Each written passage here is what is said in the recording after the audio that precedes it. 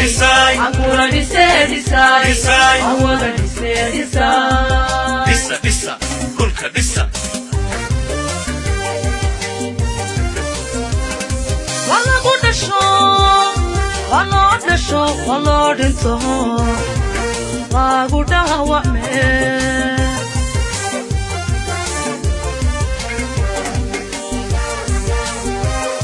Walla buddha show, walla the show, walla dinto, wa buddha wa me. Walla la yalo, dulka dulkena, ande di sai. Ancora di sé di sai, ora di sé di sai. Dissa, kulka dissa. Wala la yalo, dulka dulkena, ande di sai. Ancora di sé di sai, ora di sé di sai. Dissa, kulka dissa.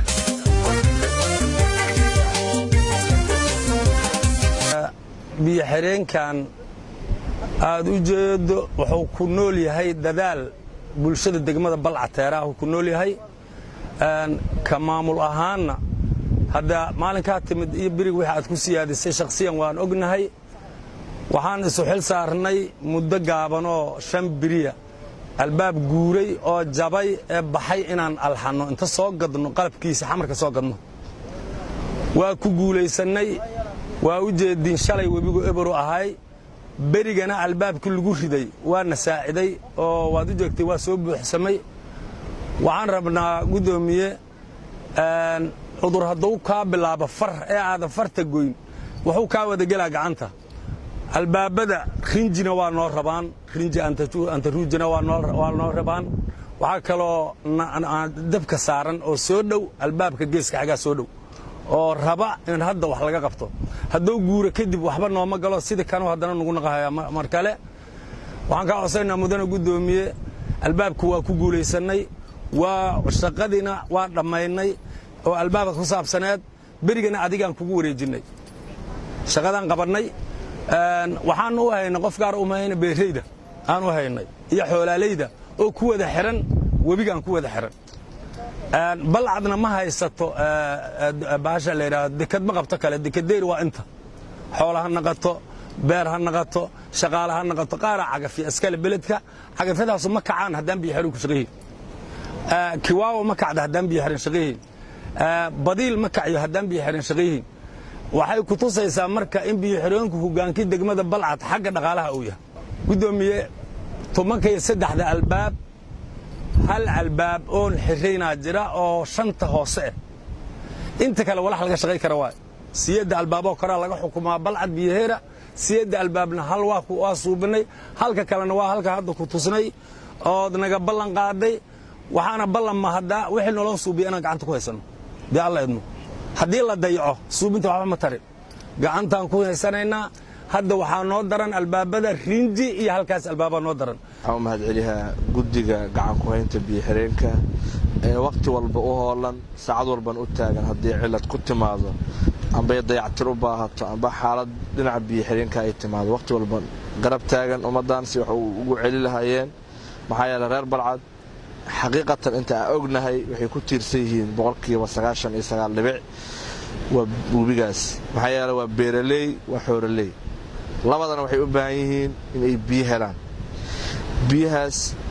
oo Ilaahay subhanahu wa ta'ala nagu manadeystay nimcooyinkiisa ay kamid tahay anagana naga rabo inaan ugu faa'iideysano soo rabbi noogu galadeystay waxa uu mahad celiyaa guddiga iyo intii la shaqeysay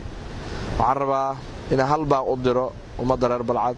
meel walba ay joogaan ha noqdaan qurba joog ha ahaadaan dal joog Balcad waa deegaan barwaaqo ah wuxuuna barwaaqo ku yahay webigan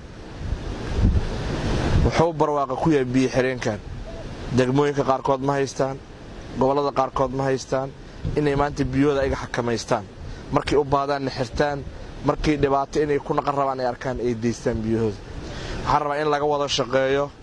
wada jirka iyo midnimada sida biyo xireenkan oo ilaasho lahayn biyahana oo wada kontarool lahayn laakiin waxaa rabaa inaynan dhicin in qof gurigiisa iska jooga inuu dadkan gacanta ku hayo webigan waqti walba habeen iyo maalin u taagan si ummadoodi uu gargaar lahayn in lagu dhibaateeyo lagu ajaafay hada gurigaada joogtaa waa lagu shaqeeyba dadka ku shaqeeyaa waxay xaq u leeyihiin in Ilaahay ugu baridid inuu Ilaahay dimi dhaafsiyo maxaa yeelay shaqada ay wadaan waa shaqo naga wada dhaxayso waa shaqo ummadan dhanka wada dhaxayso kaligooda isu xil qaameen waa isxil saareen habeen iyo maalin waxay u taagan yihiin si ummadan wax u gaarsiinayaan ajir ugu heli lahaayeen waxaan rabaa inaan ummadda ugu baaqo hal arrin webigan wuxuu u baahan yahay shaqooyin fara badan faarbixin u baahan yahay albaabadan maalin walba aan samaynayno waqti walba aan garab taaganahay waqti walba qaylidooda taagan tahay waxay u baahan yihiin in webiga la faarbixiyo maxaa yeelay albaabku waa bir waxa ku dheelayna waa geed camba aba geed soo go'ay webiga ku dhex jiro biyaas xoogan way keenayaan geedka ku dhif webiga birtay ku dhifanayaan birtaas waxay naqanay inay dalooshato amba ay buusato ay webiga raacdo marka waxaan rabaa in reer Balcad ay ka wada qayb qaataan si webigan loogu heli lahaa faarbixin inay ka wada qayb qaataan si loogu dayactiri lahaa albaabadan biyo xireenka maxaa yeelay maanta iyo shalay way hadda uu kala duwan yahay webiga shala faaruq oo ahay maanta waa dareemi karnaa oo soo buuxsan maxaa yeelay hal albaab oo shaqo ku socotay oo jajabnaaya jira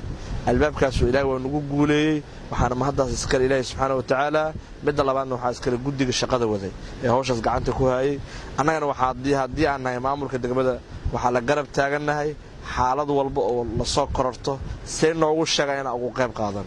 hadda hal albaab noo dhiban iyo albaab kale oo baahan in rinji la maray sidoo sheegay Ibrahim halkaas albaabna insha Allah waxba kala qaban doonaa bulshada reer Balcad waxa insha Allah waxa ayagana ka rabnaa inay yimaadaan qofka haddoosan asi wax qabsanin in wax loo qabto waxa ka horeysa awal inuu wax bilaabo marka bilow sameysatida dhamaystir helay laakiin waa jiifa badan afka la geliyo Soomaali laga heli ma adduunkan laga heli ma maxay yeelay intaana haystaa intaan igu dar waa wax la qabsan karo waana wax macquul ah wax lagu qaban karo waxaan rabaa marka soo noo sheegay adeerkeen 13 albaab webigan biyo xireenkiisa nacfiga badan anaga ku qabno insha Allah ayagana waxa ka codsanaynaa inay shaqada noo wadaan annagana ummadda reer Balcad maadaama mas'uuliyadoodna haysaan saaran tahay waxa leenahay ayagana ka wada qayb qaadano qaabkii insha Allah arrinka wax uu qabanayay waxay soo jeediyaan hadda wixii dhiman insha Allah sida hadda garoonkan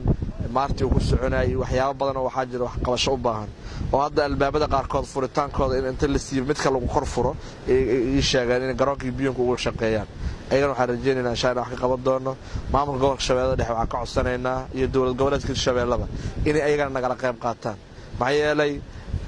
cashuurta la qaadayo haddii aanan beer shaqeynin oo aanan